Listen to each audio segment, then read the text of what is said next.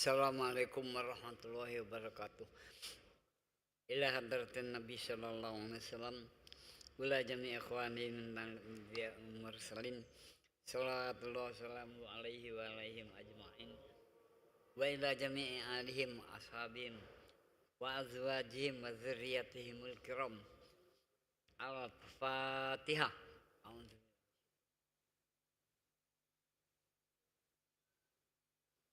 Ya kan. Siratal ladzina ghairil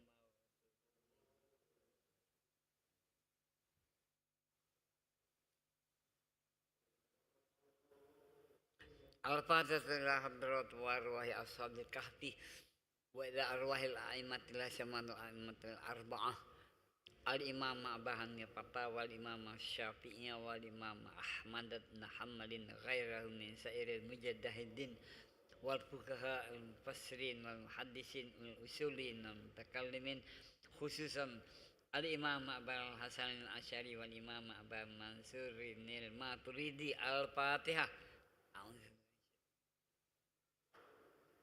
Ar-Rahmanir-Rahim. Ihdinas siratal mustaqim. Siratal ladzina an'amta 'alaihim. Afatatul adrat warwahi ashabil kahfi wa ila arwahil a'immatil syamal a'immatal arba'ah al-imam Abu Hanifah wal imam Syafi'i wal imam Ahmad bin Hanbalin ghairahum min sa'iril mujtahidin wal fuqaha wal mufassirin wal dusin usulin takallimin khususan al-imam Abu Hasan al-Asy'ari wal imam Abu Mansur al-Maturidi. Al-Fatihah. A'udzubillahi minasyaitonir Ar-Rahmanir-Rahim. Maliki yaumiddin. Siratal ladzina an'amta 'alaihim. Amin. Al-Fatihah hadrat warwahi asatizatina wali walidina wali ajdadina wal jaddatina min qibalil adi wa min qibalil ummi wali ashabil huquqanina wa jami'il muslimin wal muslimat wal mu'minin wal mu'minat al ahya'i minhum wal amwat. Al-Fatihah. Alhamdulillahirabbil alamin arrahmanirrahim. Ya kana undi wa nasta'in ihdinas siratal mustaqim. Siratal ladzina an'amta 'alaihim ghairil maghdubi 'alaihim waladdallin. Amin.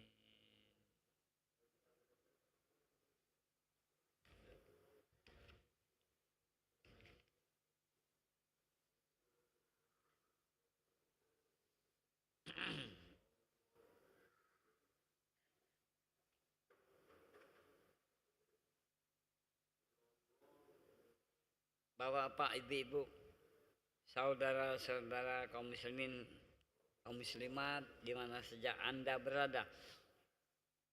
Mari kita bersyukur kehadirat Allah Subhanahu wa taala atas limpahan nikmat karunia-Nya juga kita semua dapat hadir di masjid ini dalam rangka sholat maghrib berjamaah dan dilanjutkan dengan majelis taklim sebagaimana biasanya.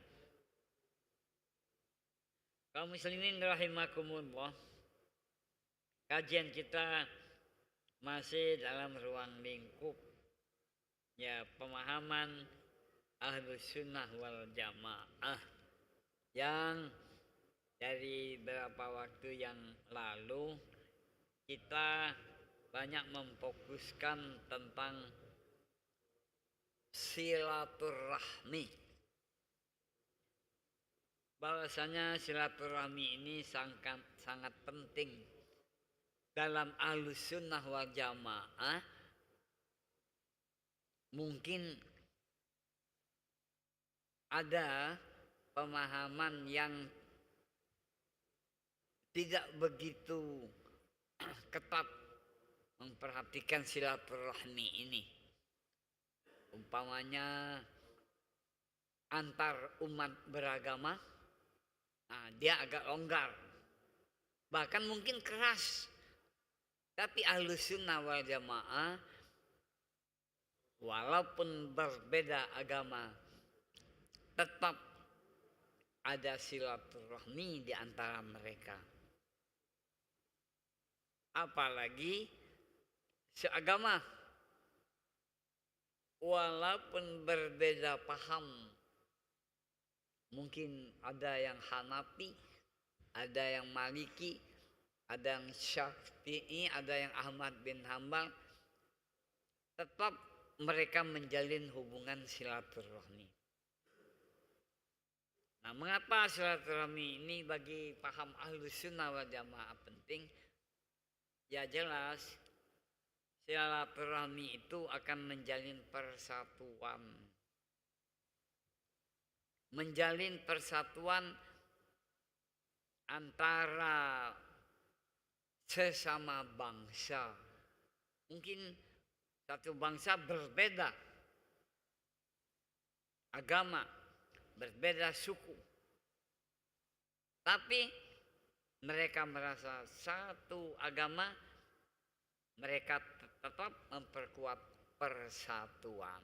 Contoh kita Negara Kesatuan Republik Indonesia. Nah, merasa satu bangsa, satu warga negara Indonesia. Dan memang masalah persatuan itu perintah dalam Al-Quran. Oleh sebab itu paham Ahlus Sunnah wal Jamaah sangat menggarisbawahi masalah persatuan ini. Dan manfaatnya kalau kita lihat lagi di dalam hadis Nabi Muhammad SAW dinyatakan bahwasanya persatuan dengan menjalin silaturahmi itu diantara manfaatnya man ahabba ayyub satu lahu birizkihi wa yunsha'a lahu bi asari fal yasil rahimah. Maksudnya siapa yang suka, ingin dan cinta dia terhadap apa yang dihadapkan oleh Allah SWT tentang rezeki, maka perintah Rasulullah sambung silaturahmi itu. Siapa yang ingin meluaskan rezekinya, fal yasil rahimah, jalin silaturahmi itu. Nah, itu kenyataan, Pak. Banyak sekali hal yang kita peroleh dengan kita menjalin silaturahmi.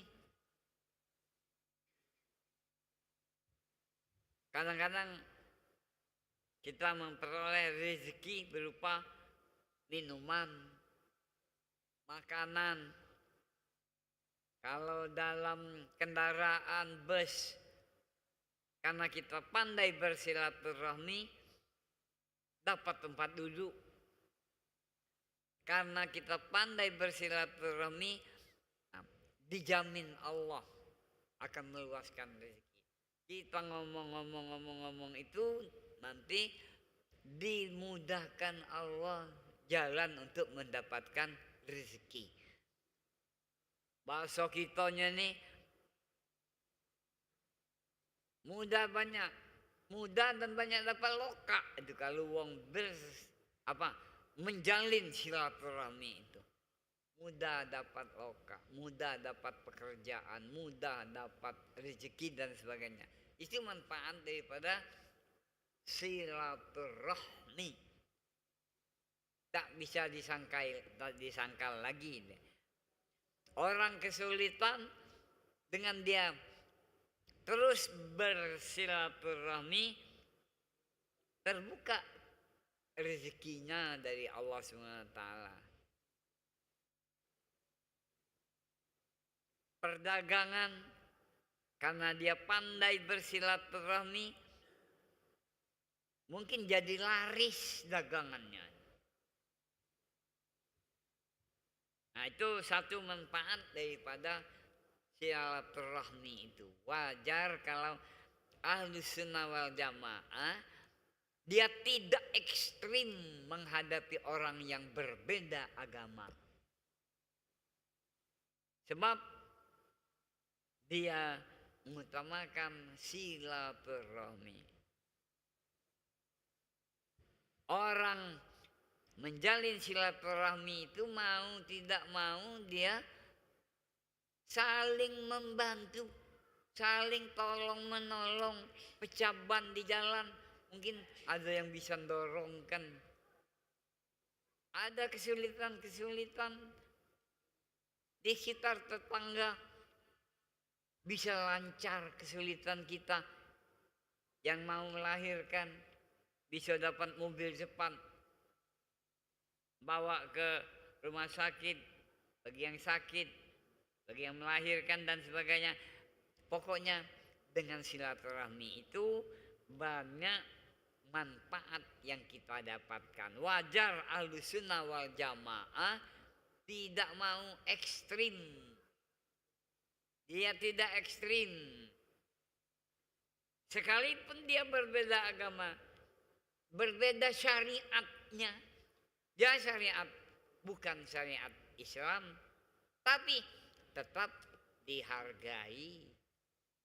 Lakum dinukum waliyadin. Ini garisan Ahlus Sunnah wal Jamaah.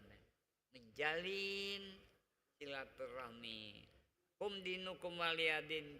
Silakan berbeda agama, berbeda cara agama, berbeda keyakinan, silakan. Sedangkan kita tetap menurut aturan kita, syariat kita masing-masing. Beda dengan orang, wah itu bukan syariat kita, itu bukan, tidak seagama. Kadang tuh karena suku, karena ras, oh itu bukan kelompok kita. Nah, padahal Ahlus Sunnah wal Jamaah walaupun lain agama tetap saling menghargai. Yang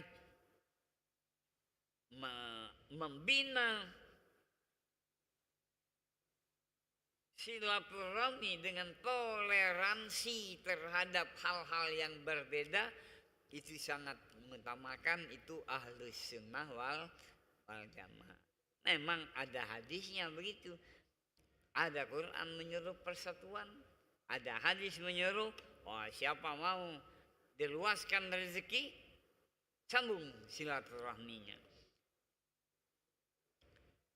Kemudian itu satu sisi keuntungan orang yang bersilaturahmi tadi, diluaskan rezekinya.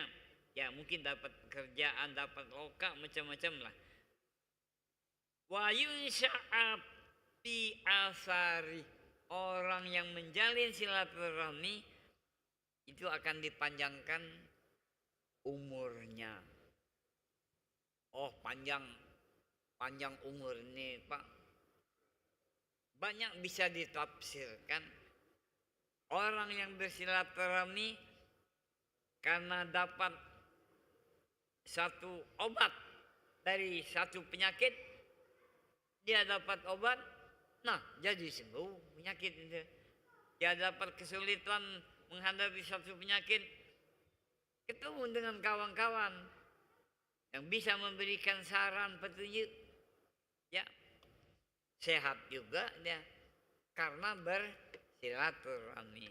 Memang walaupun dalam agama kita silaturahmi itu memanjangkan umur, tapi kalau sampai ajal, nah itu sudah lain cerita.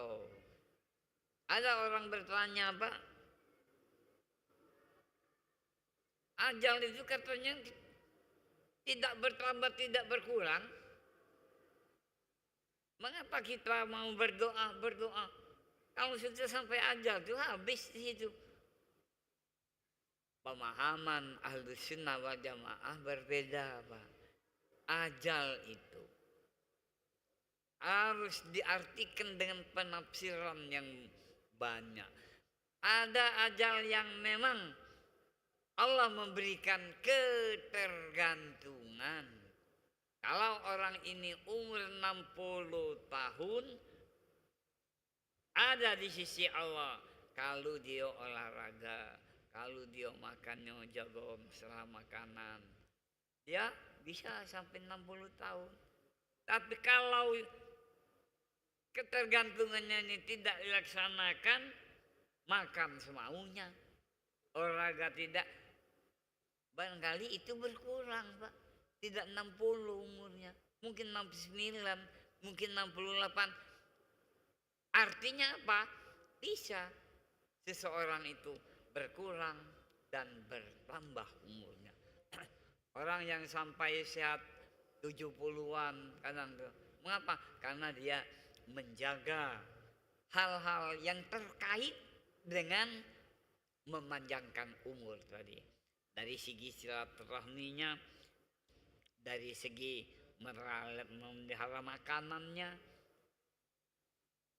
Bapak-bapak, ibu hadirin sekalian, kita barusan kehilangan seorang guru kita di Masjid Agung ini, ya, kawan kita Pak Ustaz Mal'am Abdullah, itu kawan akrab saya di Jogja, ya.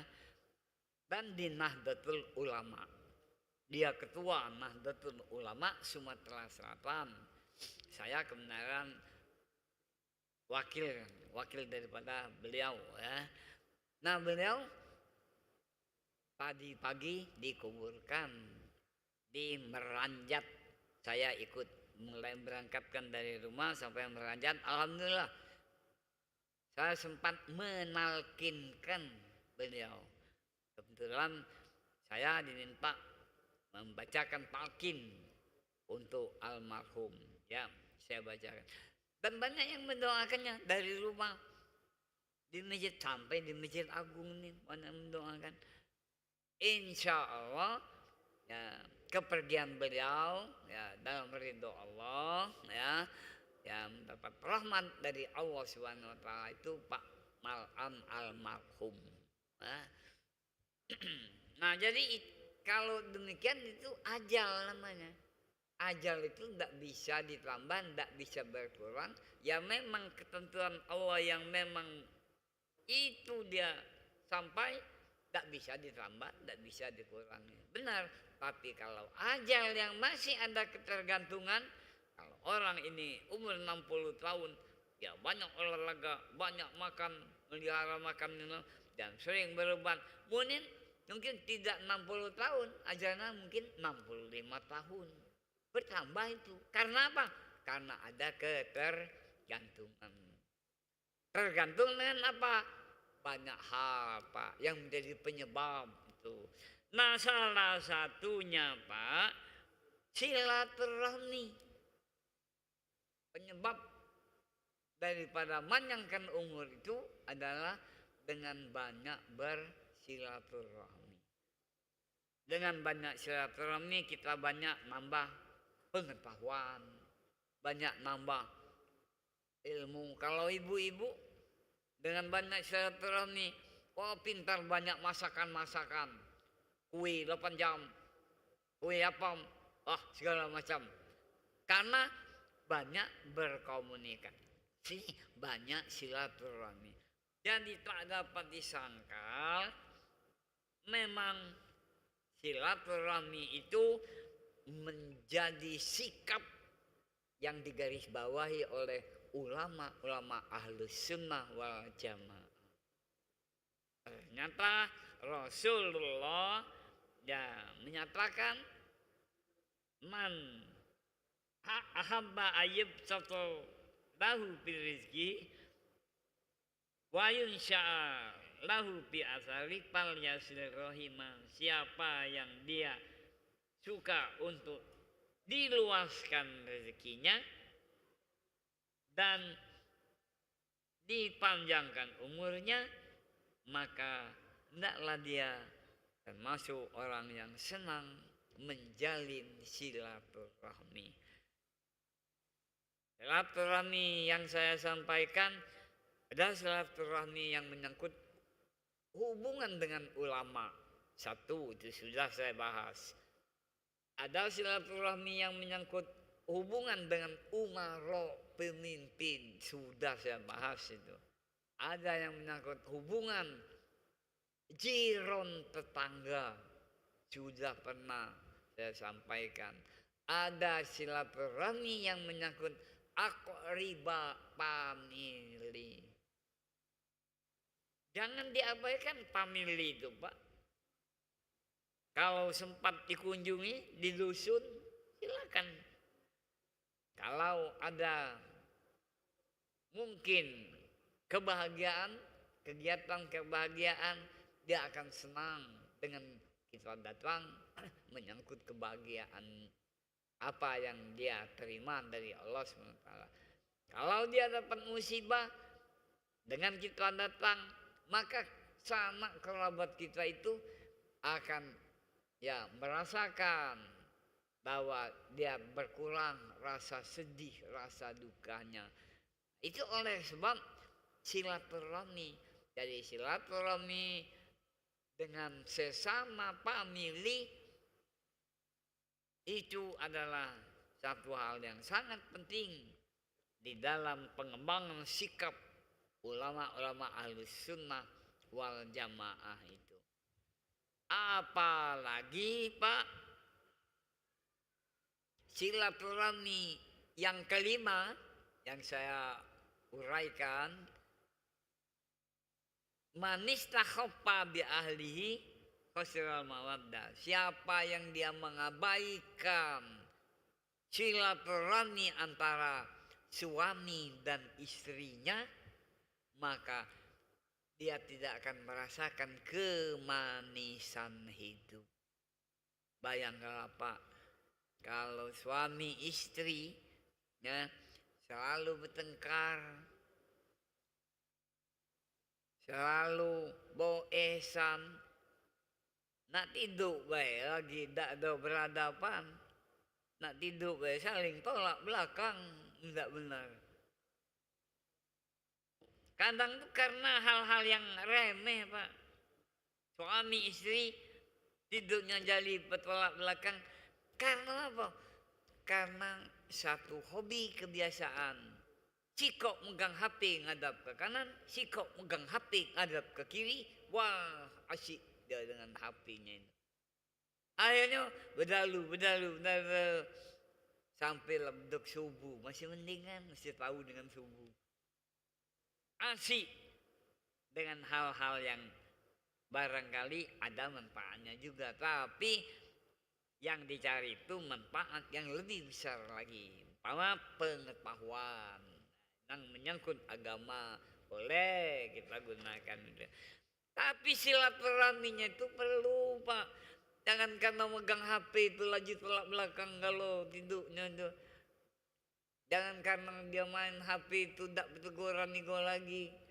Jangan karena main HP-nya itu urusan makan suaminya tak sempat terurusi. Nah, apalagi kalau suaminya, istrinya itu sambil ngoceh.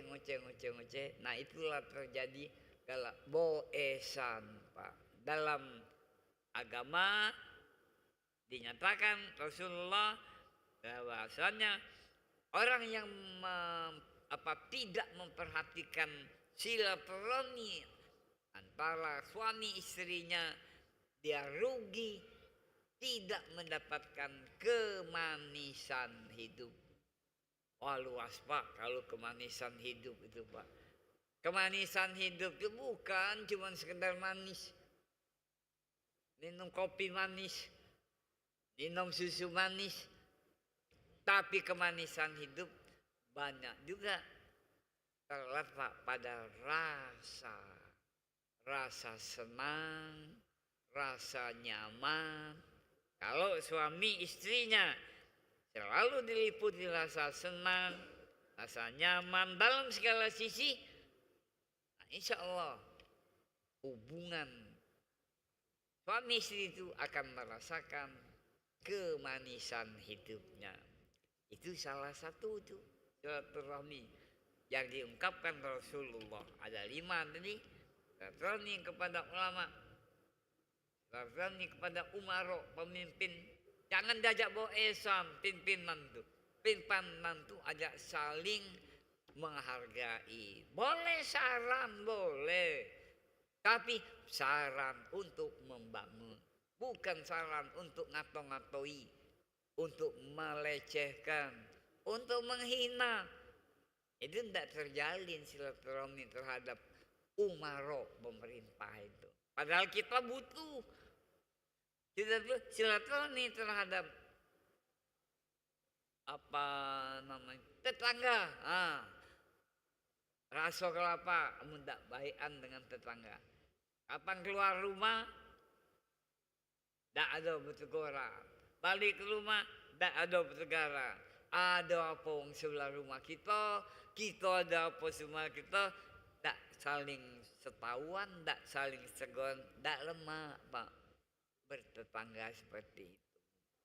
Apalagi tetangga itu menjadi penyakit masyarakat. Apa penyakit masyarakat?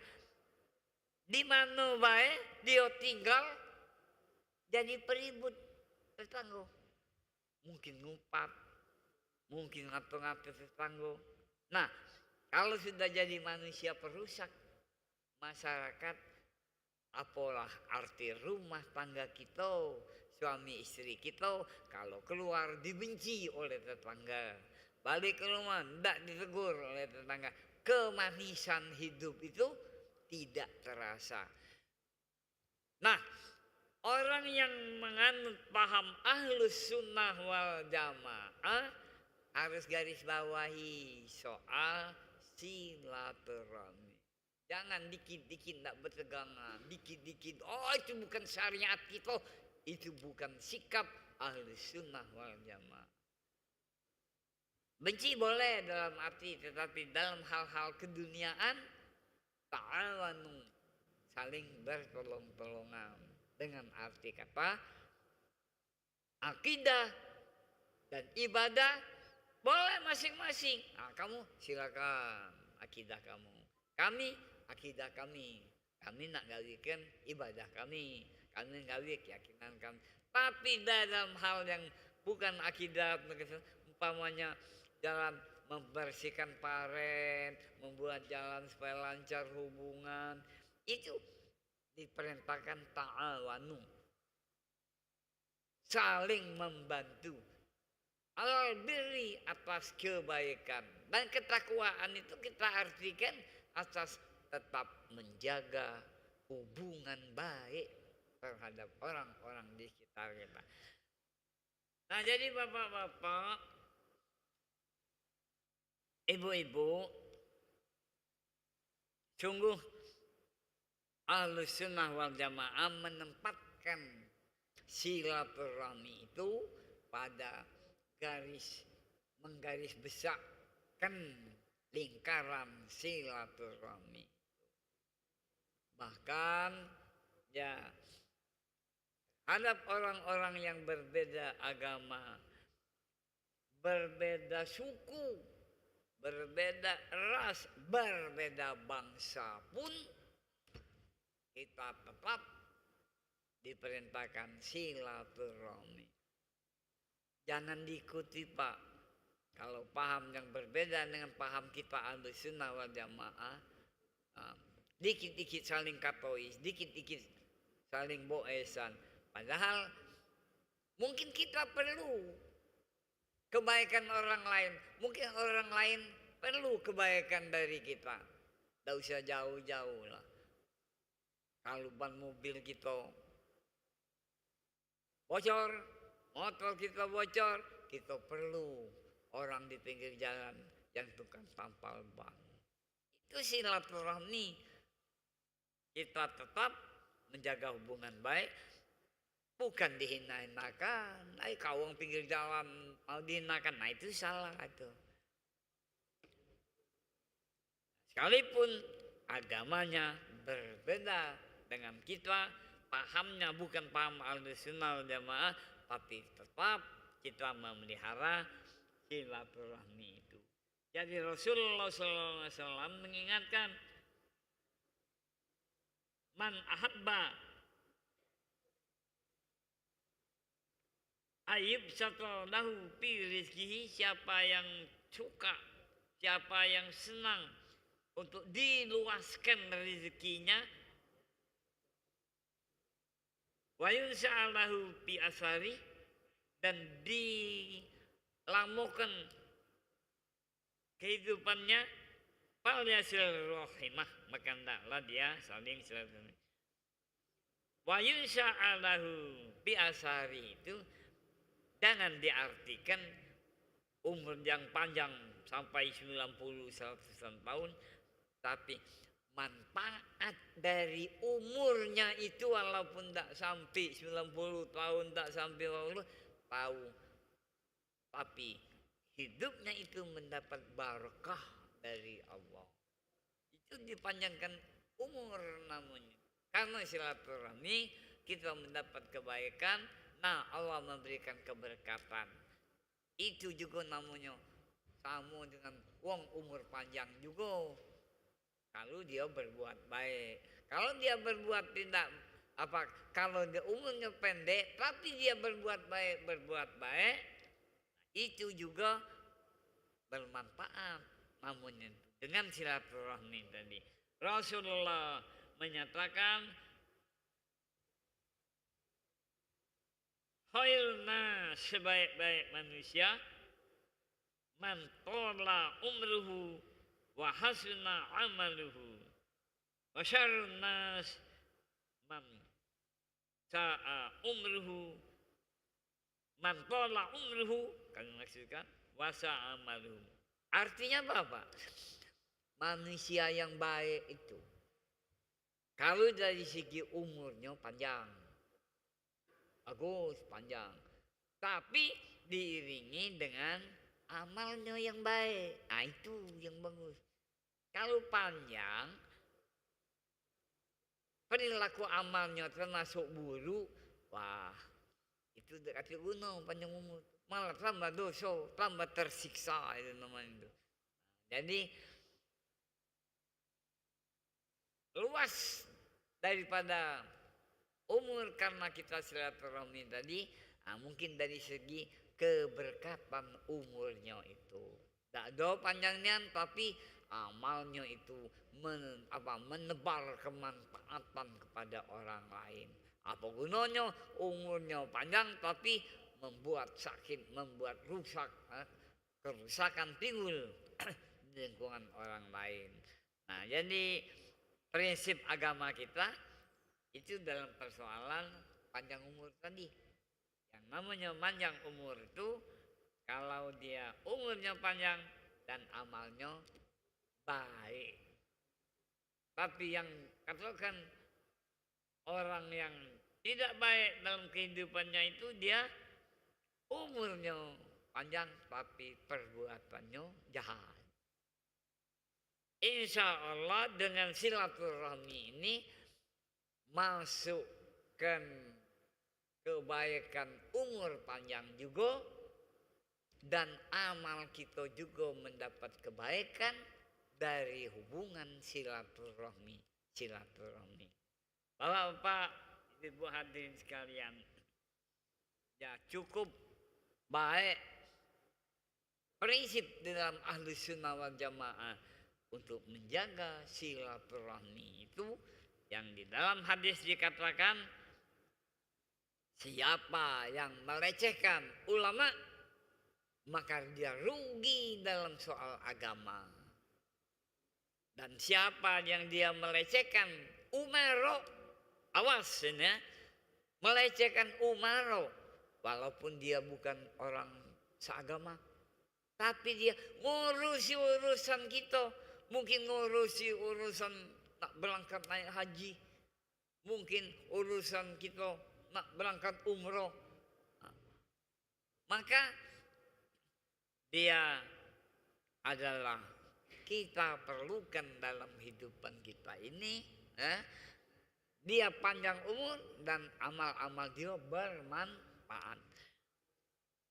Oleh sebab itu jago 5 hal ini, saya ulangi lagi. Hubungan baik terhadap ulama. Apa cacatnya kalau kita tidak bagus hubungan dengan ulama? Tidak usah jauh-jauh Pak. Hubungan tidak baik dengan ustazah baik. Anak kita, cucu kita tidak dapat baca Quran dengan bagus. Belum lagi soal cara sholat, ilmu ibadah. Kalau tidak bagus hubungan kita dengan ustazah, apalagi dengan para ulama, kiai-kiainya. Dan hubungan yang kalau kita melecehkan dengan umaro tadi, nah Pak, urusan kita, urusan dunia ini saro Pak.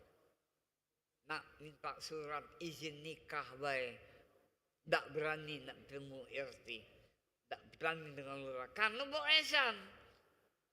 Tapi coba kalau kita hubungan baik, mungkin diantarkannya oleh Pak RT itu surat izin nikah kita. Ini Pak sudah aku bantu, karena kita hubungan baik dengan umaro. Tambah lagi hubungan baik kita nak urus surat tanah. Hubungan baik dalam soal-soal lain yang berhubungan dengan masalah dunia, naik haji, umroh dan sebagainya itu. Maka rugi kalau kita nak boesan dengan pemerintah. Itulah Ahlus Sunnah wal Jamaah. Sikap ulama Ahlus Sunnah wal Jamaah bukan berarti dia tidak tahu ada kekurangan di pihak ulama. Mungkin ada hal-hal yang kurang baik, perilakunya agak kasar. Tapi menghadapi kekurangan itu dengan cara ada sikap akhlakul karimah. Begitu juga dengan umaro, dengan pejabat. Ada yang tidak cocok, mati nyuruh, boleh kamu benci, tapi benci dalam hati itu tidak usah dikemukakan. Itu merusak hubungan dalam kehidupan bernegara, berbangsa. Kita mengabaikan dalam tetangga tadi, banyak rasa kalau dewek Pak. Kalau kita tidak bagus hubungan tetangga, banyak kesulitan. Kalau kita bagus hubungan dengan tetangga, rumah kita nak kebakaran, tetangga tahu, cepat dicegah, aman, selamat. Begitu juga hubungan terhadap sanak famili, sanak keluarga. Jauhi Pak boesan dengan sanak famili kita itu. Kalaupun dia di jauh tempatnya, kalau ada peluang, yo datang silaturahmi. Mungkin di hari lebaran, mungkin di hari-hari lain tak pacak bukannya hari lebaran. Silaturahmi terhadap yang namanya famili kaum kerabat, nenek kita, mungkin uak kita, ujang kita. Dan termasuk, yang paling penting di kamar kita dewe, itu hubungan antara ahli apa kata Rasulullah, orang yang mengabaikan istrinya atau orang yang mengabaikan suaminya, dia tidak akan mendapatkan kemanisan hidup.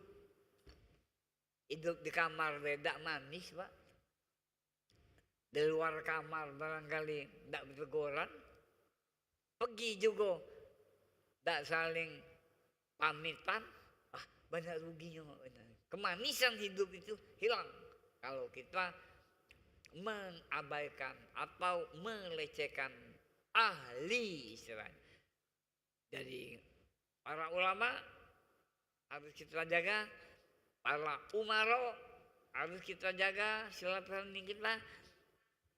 Sana keluarga, barangkali Pak ada uang, ay sudahlah uang itu, kikirnya dia tuh banyak kebun tak kalangan juga, biarlah dia kondisi yang seperti itu kan dia diciptakan Allah, kita terima dan berdoa, ya Allah berilah aku rezeki yang lain. Kejahatan dari pemilik kita doakan kepada Allah berganti dengan kebaikan. Demikianlah wallahu a'lam bishawab. Al-Fatihah. Bismillahirrahmanirrahim. Alhamdulillahirabbil alamin. Iyyaka na'budu wa iyyaka nasta'in. Ihdinas siratal mustaqim. Siratal ladzina an'amta 'alaihim ghairil maghdubi 'alaihim waladdallin. Amin. A'udzubillahi minasyaitonir rajim. Bismillahirrahmanirrahim. Allahumma inna nas'aluka 'ilman nafi'an wa 'amalan shalihan wa rizqan wasi'an wa shifaan min kulli da'. Rabbana atina fid dunya hasanah wa fil akhirati hasanah wa qina azabannar bi fadli subhana rabbika rabbil izzati amma yasifun wa salamun alal mursalin walhamdulillahi rabbil alamin. Taqabbalallahu minkum.